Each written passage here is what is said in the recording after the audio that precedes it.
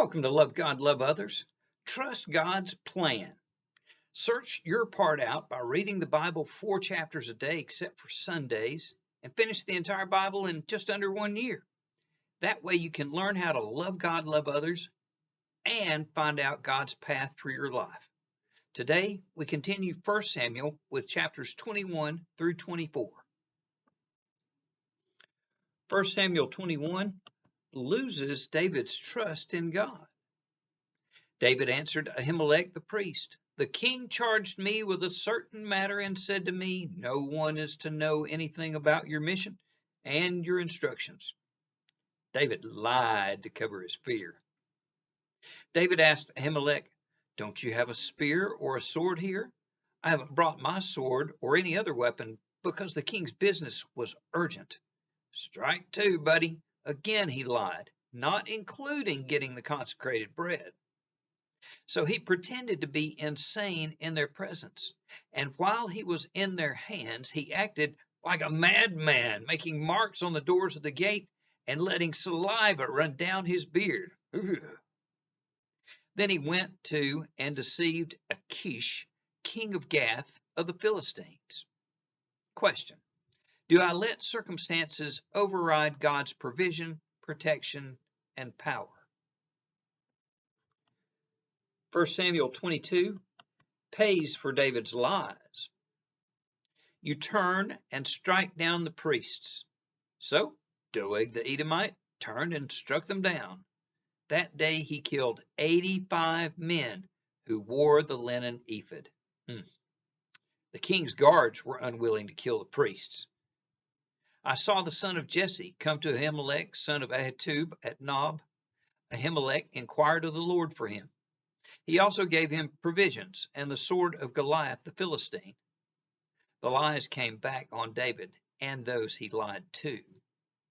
That day when Doeg the Edomite was there, I knew he would be sure to tell Saul, "I am responsible for the death of your father's whole family." Question: have my choices helped or hurt those around me? 1 Samuel 23 keeps David safe. O Lord, God of Israel, your servant has heard definitely that Saul plans to come to Keilah and destroy the town on account of me. Will the citizens of Keilah surrender me to him?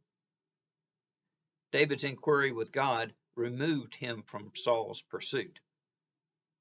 And Saul's son Jonathan went to David at Horesh and helped him find strength in God.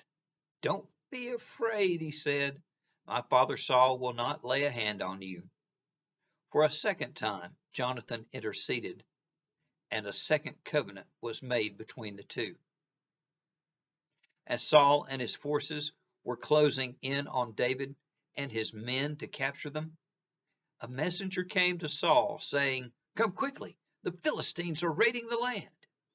Then Saul broke off his pursuit of David and went to meet the Philistines. Question: how often does God save me? 1 Samuel 24 spares Saul's life. This day you have seen with your own eyes how the Lord delivered you into my hands in the cave. Some urged me to kill you, but I spared you.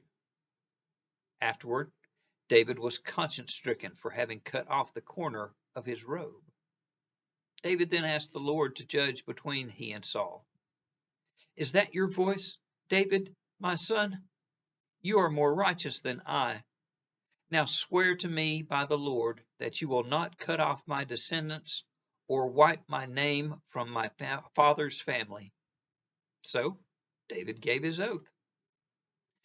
Question: will I let God be judge and jury rather than me?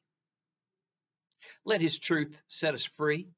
Trust in the Lord. Inquire of God in every choice you make, big and small, every day. Discern wisely and love God, love others. Everything else is the opportunity to do these two. Until next time.